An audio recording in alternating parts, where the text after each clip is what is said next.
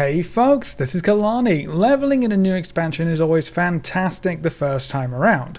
But what about alts? Shadowlands tried to address this problem with the Threads of Fate, where you could skip over the storyline of the expansion and level up in a few different ways. Is that something Dragonflight is taking forward?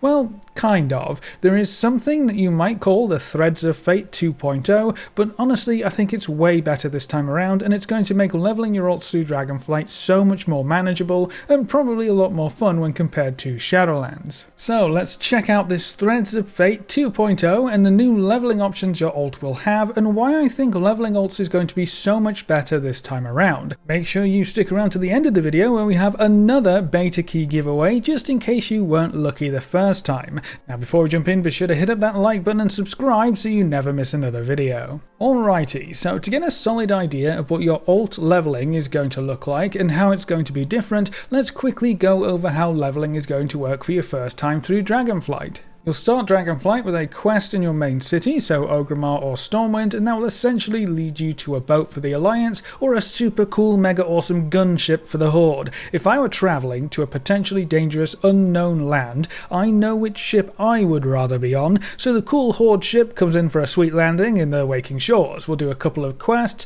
help out the landing crew and then establish a bit of a foothold and move on to this first key location, the Wingrest Embassy. From here, we learn a bit more about the zone, we progress through the rest of the Waking Shores, finish that storyline, then move on over to the Anaran Plains to help out over there, which ties in very nicely to the Azure Span and some problems that need solving in that zone, which eventually points us back up towards Thaldraszus, which is the last zone which we adventure through. We discover the main city hub of Valdrakken, which is also the seat of power for the aspects, and that kicks off your endgame escapades quite nicely. So that's your first run through. It's very linear, it follows a long overarching storyline, and for the most part you are on rails. There are side quests in every zone that take you off the beaten path, but you will have to follow and complete the main storyline all the way through to unlock certain key aspects of Dragonflight's endgame. Now, as you might expect, alts will have quite a bit more flexibility in how they level. They're going to have quite a few more options for where to gain experience, and they can even start working towards some other endgame goals you might have right from the get-go. The starting experience for an alt is exactly the same. We do have to go through the same introduction questline, but thankfully it's nowhere near as long as the Moor intro that we had for Shadowlands, and we also don't have those pesky limitations like not being able to mount.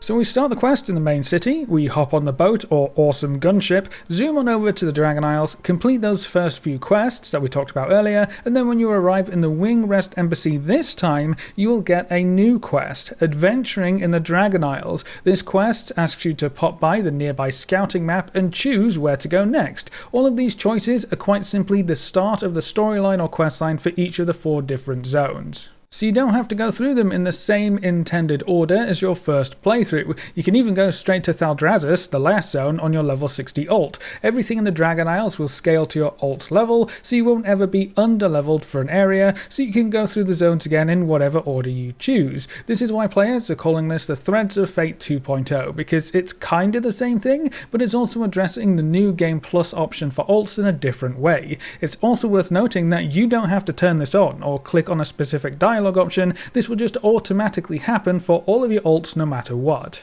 Now, to facilitate the option to go wherever you want first, you will also be given flight paths to the areas where you start the questline for each zone. This includes a flight path over to Valdrakken, the city hub for the expansion, which is also very important because you can pick up the weekly quest called Making a Name on your alts right away. This weekly quest is very simple: earn reputation points with any Dragon Isles faction. You can earn rep in a variety of ways, but the main point here is that this quest is usually only obtainable when you get to Valdrakken later on in your leveling adventure. Because you can go straight to Valdrakken, you can pick up that rep quest and start working on it super early. Because of this, I also recommend you go to Valdrakken to get that quest before doing any leveling anywhere else, even if you don't want to level in Thaldraszus right away, just so you're working towards that quest completion as you level up. The weekly quest is going to reward you with a box of goodies, which includes equipment, a supply cache, and some rep towards other Dragon Isle factions, so it's definitely going to be worth doing. Now, in addition to these options, you can also complete world quests right away. World quests reward you with a chunk of experience and whatever reward they would give you at max levels, so the reputation bonuses, the supply caches, and even level appropriate gear.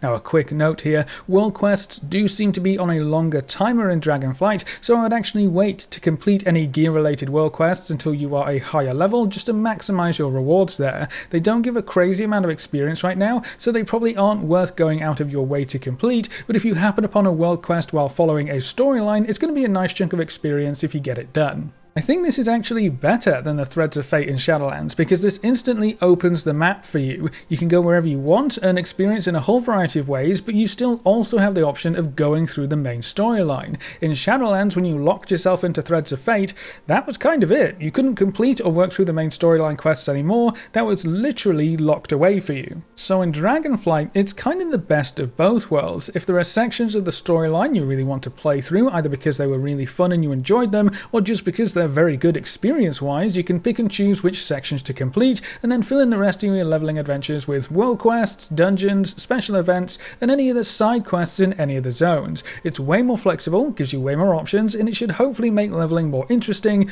or at the very least different between your first run-through and subsequent alt run-throughs. Now, there is something else that your alts can take advantage of while leveling: dragon riding. This is super cool, and I love that this is going to be account-wide. You unlock dragon riding for the first time about halfway through the Waking Shore zone, so the first chunk of leveling will be on foot, on the ground, with your ground mounts. It's going to be so amazing when you get dragon riding for the first time and unlock that, but your alts don't have to wait. They start with dragon riding right away. You can literally dragon ride off the boat that brings you here, which is pretty funny. This also includes all of the drakes or dragons that you've unlocked up until this point, so you can ride around on whichever dragon you want and soar through the sky much earlier when compared to your main. But it gets even better than that. Dragon riding starts off quite limited, or limiting. You have 3 vigor, or like energy points, and they regenerate kind of slowly, and if you run out, you just have to wait and stay on the ground until you can get back into the sky. This is going to happen quite a lot while you're leveling for the first time, running from point to point as your vigor regenerates. But another part of the dragon riding system is a long progression talent track. To unlock points in this track, you have to find dragon glyphs scattered across the Dragon Isles.